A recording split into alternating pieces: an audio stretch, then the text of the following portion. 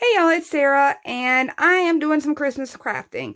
I'm about to start on doing some ornaments, and I'm going to be knocking out some scraps, some leftover things, some bits and bobs and pieces that I want to get used up before I start on new projects. So maybe these will be something that'll interest you, maybe they won't, but it might give you some ideas. For those of you that jumped in and did the Walmart metallic looking farm truck gift bag crafts with me, I'm going to be using the very last little bit of that gift bag. And literally this is all I have left. This is the very bottom of that gift bag, and I'm going to be using this last little bit of metallic paper off of here and trying to get a couple ornaments made. I'm going to be using a couple other things, may or may not be using a couple other things, and I'll show you what they are. So one of the things I'm going to be using is the peace sign out of this Dollar Tree 3-pack of metal words. I've already used one out of here, but I'm going to use the peace today. You could pick whichever one you wanted to. I'm going to be using the snowflakes, these wooden snowflakes, out of this Dollar Tree pack of wooden stickers. I'm going to be using some jute, possibly some ribbon. This is just Dollar Tree gingham ribbon that I had. Some bells, some of the vase filler balls. It doesn't matter which color. I'm painting mine, so you could use them shiny like this if you wanted to. And probably a couple other things, but I wanted to kind of show what I was starting with. And my foam core. So I cut some scraps, and you can see this really is scraps. I'm going to be using one that is about, and I hate measurements like this, but it did turn out to work like this. It is 3 7/8 wide, and you could possibly, depending on how you cut yours, you could go at 4. I didn't have enough room for how I'm going to be cutting this, so mine ended up at 3 7/8 by 9.5. I've got 2 little squares that are 4.5 by 4.5. I've got 1 piece of foam core, and I'm using Readi-board brand. This is from Dollar Tree. You can find it at Dollar General, Walmart. Any of those stores typically have this Readi-board brand foam core. This is something that you find in the school supplies and office supplies. I've already painted mine out. To find out how to paint these and get this wood look, those are separate tutorials, and I will link a couple of them below. I typically go with the salvage barnwood looking one, and that's probably what this is out of. This is just one that I had painted up already. But I wanted to show you, I'm cutting it down to a 1/2 inch width. And you could do that with a ruler and your straight edge, just the way that you normally do. All of my strips are usually at 3 inches when I paint them out. So to show you how I'm going to get these 1/2 inch, very thin strips, I wanted to show a little trick for those of you that are using one of the cutters like I do. I'm going to go ahead and pull mine out. Give me a second. This thing is pretty heavy. There's an entire video dedicated to some really cool tools and toys and gadgets. If you haven't seen one of these things, there is a whole video for that, and I'll try to be sure to link it. But for those of you that have one and haven't gotten a lot of practice in, or wanting to know how to get really, really small cuts, really narrow pieces for framing and that kind of thing, this will be a really good tip for you guys. And when I say really small pieces, you can see this is only about a 1/2 inch wide. So in order to do that, I just took one of my painted strips, and most of you guys know that my strips typically start out at 3 inches, and I'm going to show you why they typically start out at 3 inches. This is the ruler that I am most fond of. If you notice, it is exactly 3 inches. That's why mine are that way. You can cut them any width that you particularly like. But I started with this one because it would make it easy. I wouldn't have to try to paint the wood grain design in something this small. So what I typically do is I will just take one of these guys, and you can see it is straight up 3 inches going by this mark right here. If you just tried to come in and do a 1/2 inch strip, this will not allow you to come down that far. The lowest it comes, I think, is 1 inch, no, 3/4 of an inch. So in order to do it, we kind of go reverse. I'm going to start at that 3-inch mark, and I'm going to bump it down to 2.5. And I hope that makes sense. So now that I have it bumped down to this 2.5, and nudge it just a little, I'm going to tighten these little guys right here. I'm going to drop that arm down to hold it in place. I'm going to take my little handheld cutter, but you can absolutely use one of these with just the blade, and I can show you both. If I'm just using the blade, I come up against that arm. I'm holding everything in place.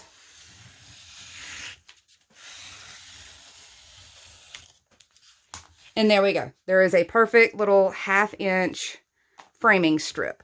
So you can do it that way. If you've got the little handheld cutter, I know a lot of the newer versions of these, mine is an older version, but I know a lot of the newer versions actually come with the handheld cutter already. So that's pretty convenient. So I'm just going to show you really quick.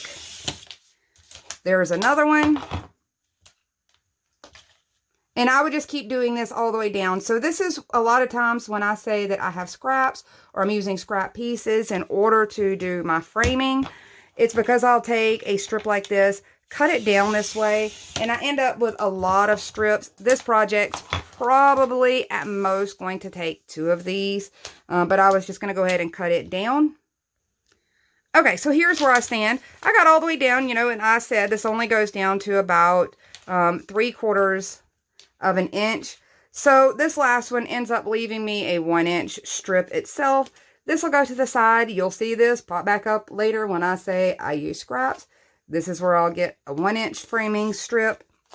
And now I have all of these smaller ones, which is good for me because I plan on doing quite a few ornaments, and I think these are a good scale for that. So now that I've done that part, let me move this big heavy thing out of the way. Okay, so I've got my cutting mat out, and I want to show you how I'm cutting this this thing down. So if you notice, when I use this up, I use pretty much all the sides. This literally is the square bottom all the way up to kind of that bended edge. And I'm still going to try to get as much use out of this as I can. So one of the first things that I want to do is I want to come in here, and my first piece is going to be that 3 7/8 is what I'm going to be covering with this. So since I have that already cut out in my foam core, I'm just going to use that as my template to trace with. And I'm going to line it up, and you can see that it's going to come over this just a hair, and it's okay because our frame is going to cover that up. And I really am getting as much use out of this. This gift bag was $2.54 at Walmart, and the front of it had one of the little red trucks on it. I used the front and the back, and I'll try to be sure to link both of those crafts so that you can see how much use you can get out of this one bag. And I still have a couple ideas for what little bit of scraps are going to be left out of this too. So I'm just going to trace this out, and if you notice, I have it lined up, and I think I went too far down. I want to make sure that I've got it lined up to here. If you can see where this seam is, where that overlaps there, and I may have drawn on there where I shouldn't have, but we're going to try to work around that. I want to line it at this seam because I want to use that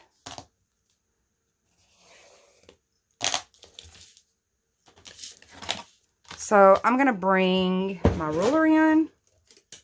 Hopefully I'll be able to come over where I went a little too far down on drawing that. I may have to adjust my measurements just a hair.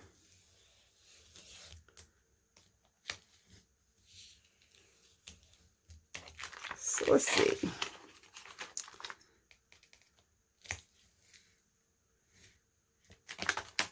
There we go. I'm going to pop right here.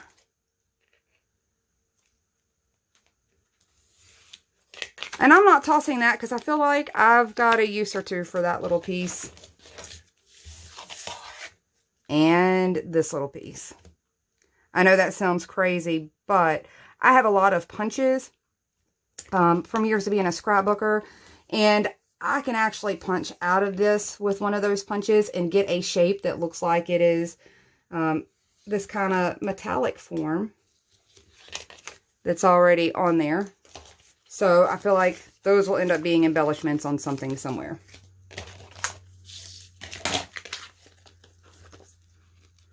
Just going to pull these little weird spots off right here.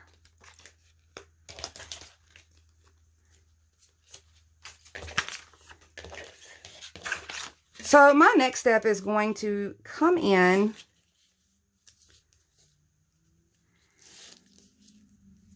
and you can see, because of the fact that there was so little of this left, I'm actually not all the way to the edge of that. And it was okay for me because I knew my frame was going to cover that. It's also going to cover where this seam was. Oh, well, looky there. That made that convenient. So that makes that even easier. I'm just going to take a regular, just school glue stick. And I love that for doing, adhering things down to the foam core, because this is a very low moisture glue. It's cheap, it's easy to access, and it almost seals it down as good as wallpaper. Now this is where they have like a solid little piece of cardboard on the bottom of that to stiffen the bag. So I'm going to make sure that I've got 100% full glue coverage. And if you're like me and you're struggling to see where your coverage is, if you're using the black, that's why I was using this black background. One, I didn't have to paint my backside of my little piece if I was going to hang it on my tree. But two, it makes it so much easier for the glue to show up for me. So you can see I've got really, really full coverage. I want this metal look to adhere down really, really well. The flatter I end up with this on here, the more true to that metallic look that it's going to be.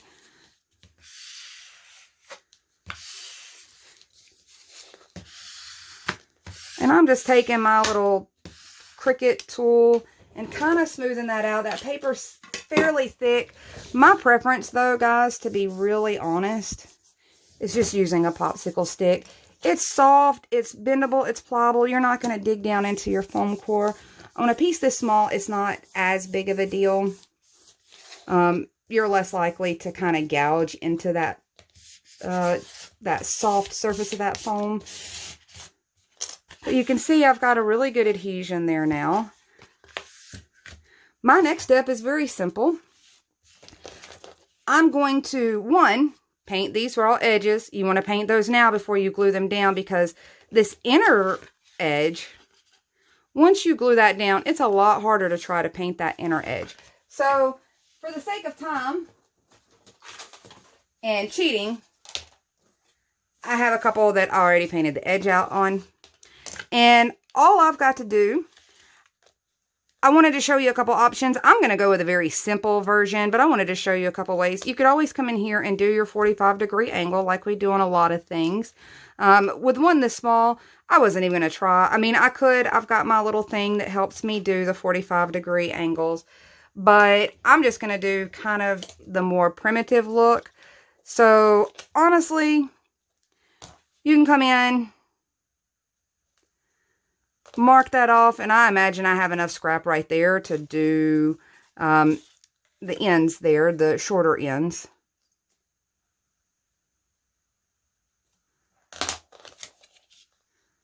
And if you really wanted to make this easy, this is kind of the route I tend to go. I am just going to take my glue and go ahead and glue this down. I'm going to hold it up against here so I know just how far to go with that glue.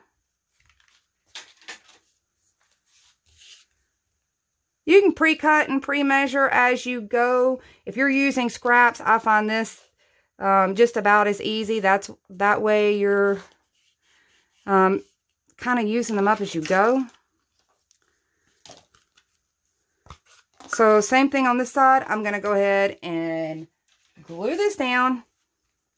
Guys, this is such an easy one and super cheap. And you could make a bunch of these at one time if you had more pieces of your metallic bag left. Or you could do the same thing that I'm about to do with the black foam core background, the white foam core background.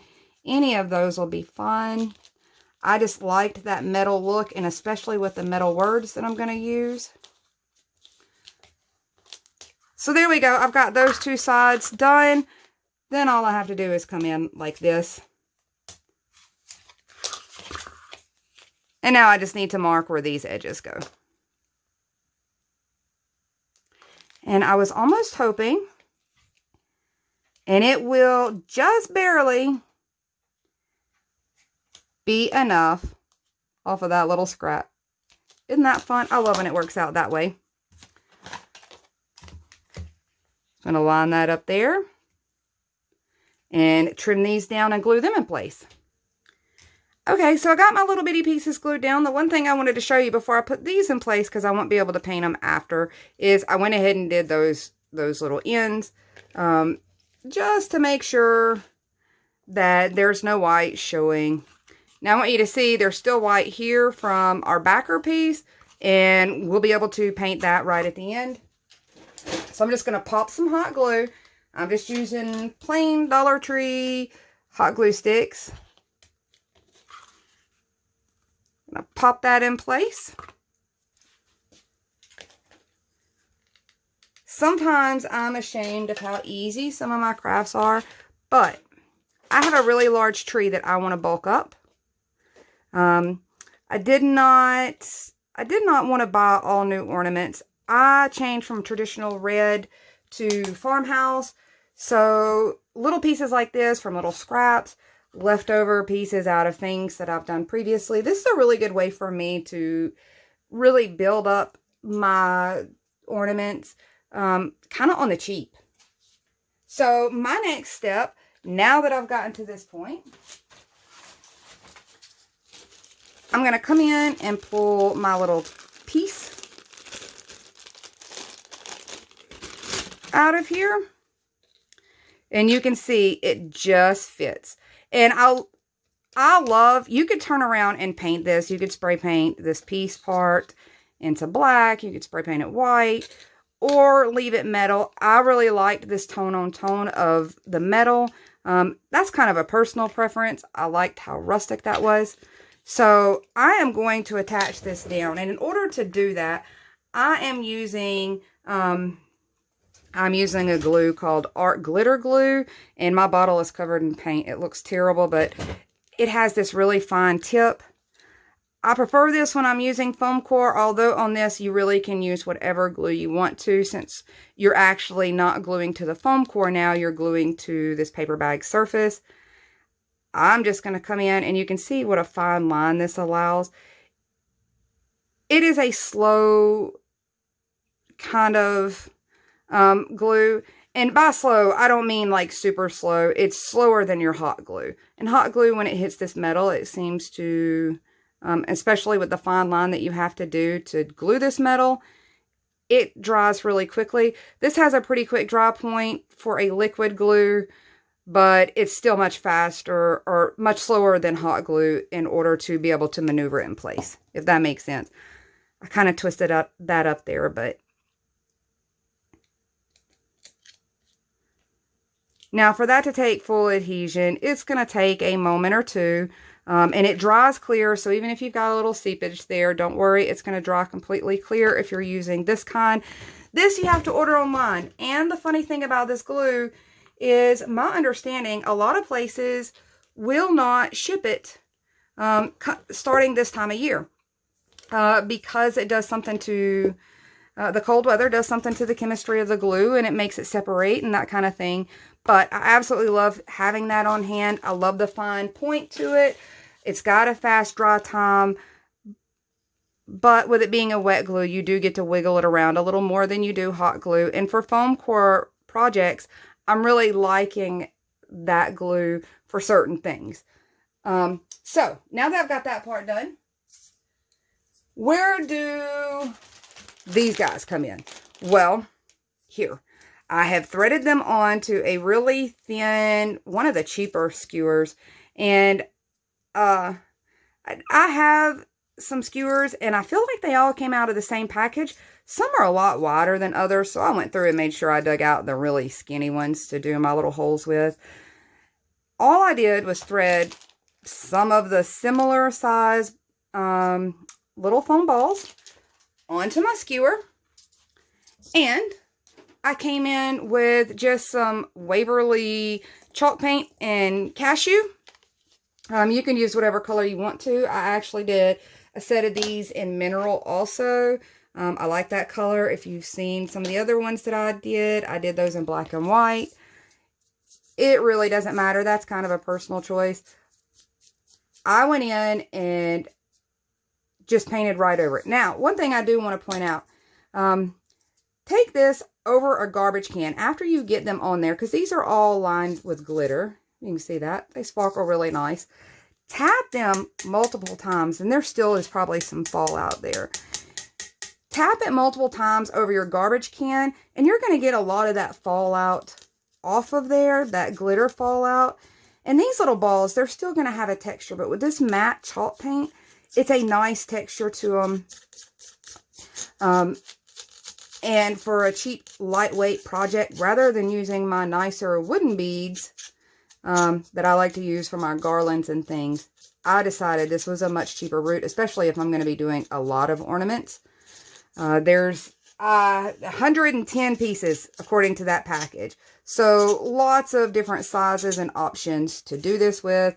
That's really all you've got to do. Make sure that you get enough coating on there in order for it to cover that glitter and kind of hide your texture a little bit. So that being said and done, I'm going to put this away, and I went ahead and you can see I threaded mine down just a piece of twine. I just used an upholstery needle. I was going to show you with my little dental flosser here. This is something that I don't know that you can even see that. Uh-oh, I've dropped it and I can't see it. There it is. This is a really good way. I like using this method. I know that's really hard to see. It is a little flosser that you use for flossing your dental floss.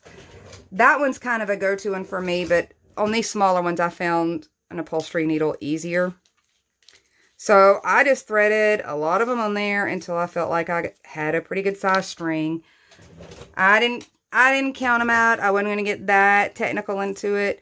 And I'm just shaking them in order to get them to kind of swing and sway on there and not be too tightly pushed across. And I'm just going to adhere that to the back in order for me to hang this if I want to. So I've got quite a bit of jute overhang. I'm just going to pop a little knot in here, just to kind of keep my balls in place.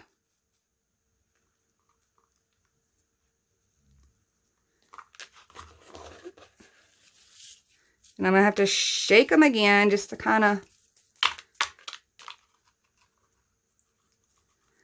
I don't know about you guys, but when I was growing up, we had jump ropes that had like these plastic beads on them to weight them down for things like double dutch. So every time I do this, every time I thread one of these, it takes me back to elementary age, learning how to jump rope and double dutch. So I'm just going to clip this off and just decide where I want to glue it. I'm not going to go all the way to the ends, I don't think. I don't know. Let's look and see.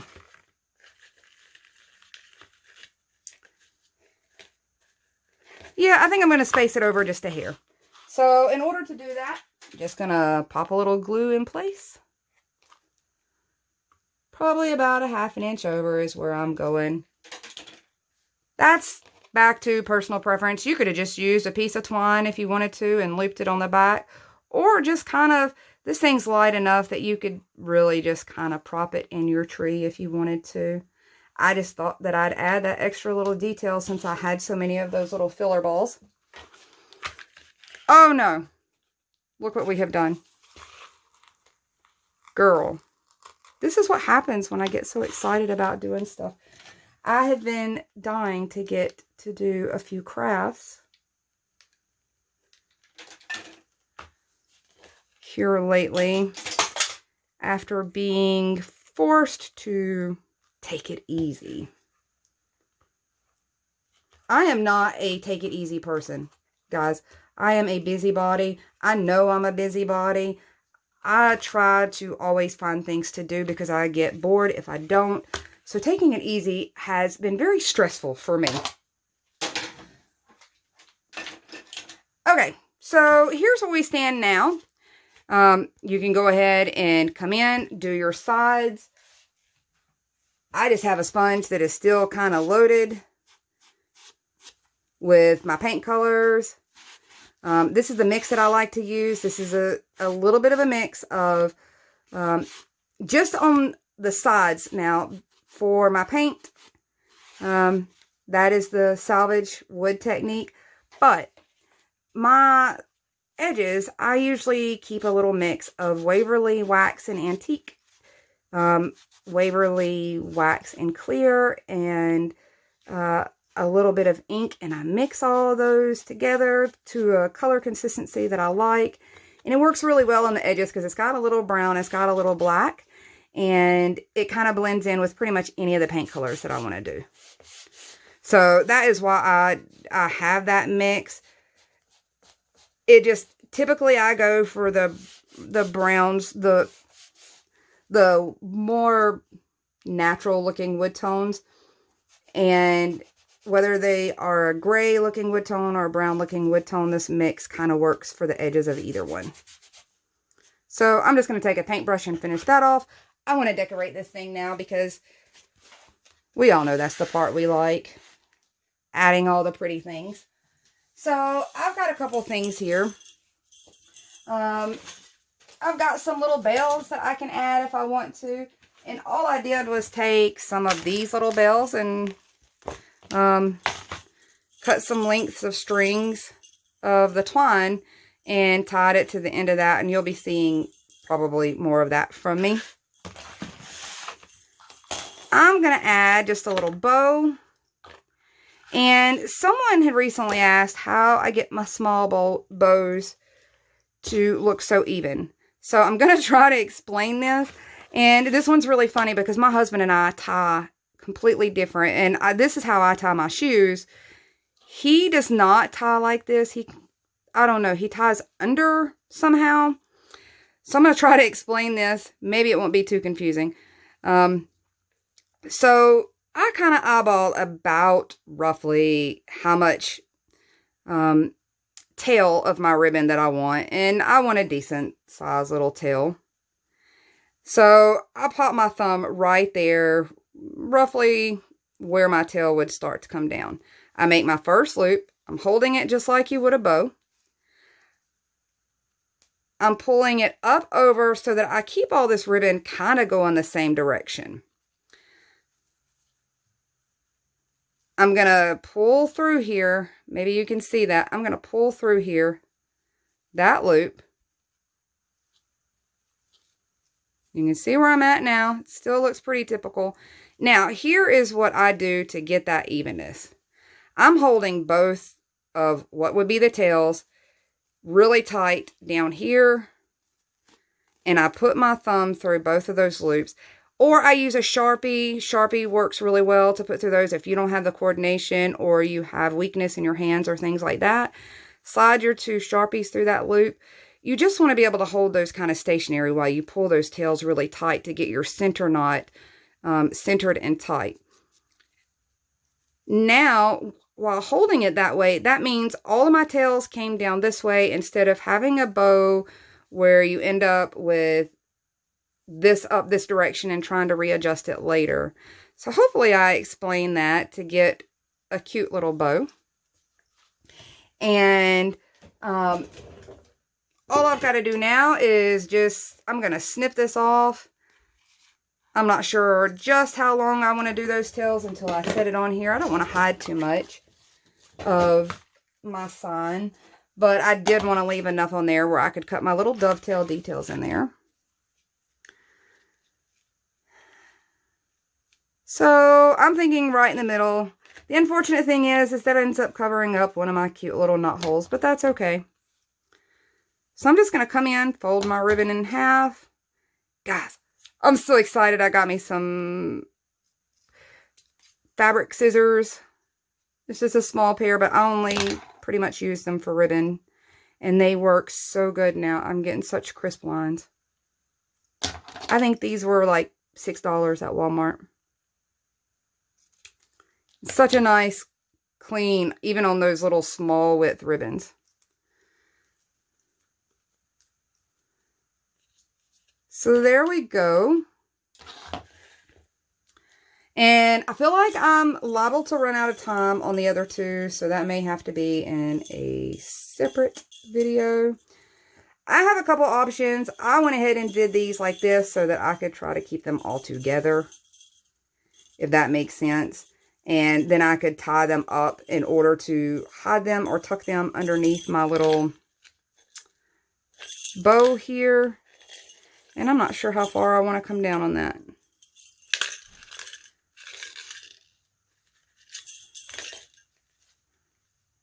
I'm thinking maybe this direction. I don't know. The details is what I get lost in. Is anybody else with me on that? You get hung up in the details? So all I'm going to do now, I don't want them super long. I'm just going to come in, knot all of them around.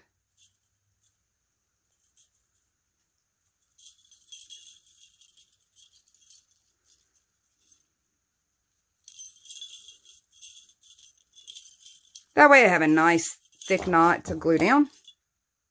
I'm going to cut that off. Pop a little glue there. You could add some greenery to this. I have some here sitting to the side. I do find a little irony of this, that I put bells on there and it says peace. I don't know if anybody else finds irony in that, but...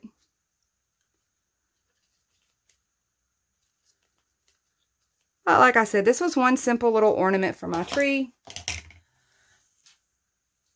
I'm going to grab... I've got some of these little bag of Dollar Tree pine cones and a stray piece of kind of greenery here that I'm just going to snip a little of this off.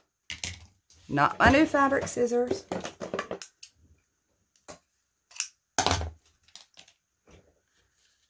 So I'm just going to add a little of that and maybe one of these or two of these cute little tiny pine cones here. A little flat spot on them. There are several sizes in these little packages. I know it looks like they're all kind of like a little medium size, but if you look, there's a bunch of little babies in there. And I think that's all I'm going to add to that is just one. It's a small piece. It doesn't need a lot. I just wanted something a little extra to add to it. Snip off another little piece of greenery. And I have no idea what this greenery is from. You can see it's like one little stray, sad stem. But you could use any greenery that you have. Dollar Tree has lots of options. And here we go. I'm really sorry I babbled so much that I'm not going to get the other two on this one. But I will do those in a separate video. And I'm going to continue to do a whole lot of just random ornaments. Let me move this out of the way so maybe you can see it a little better. There you go. Super lightweight. Totally cute. You could just use pieces that you've got. But these were random pieces of things that I was kind of collecting together and was like, okay, let me use up all of these small pieces. So you're probably going to see this last little sad strip in one more craft. So stay tuned for that. I hope you get a chance to craft, and I will talk to you guys soon. Let me zoom in really quick so you can get it. One last look. And that's it. Bye, guys.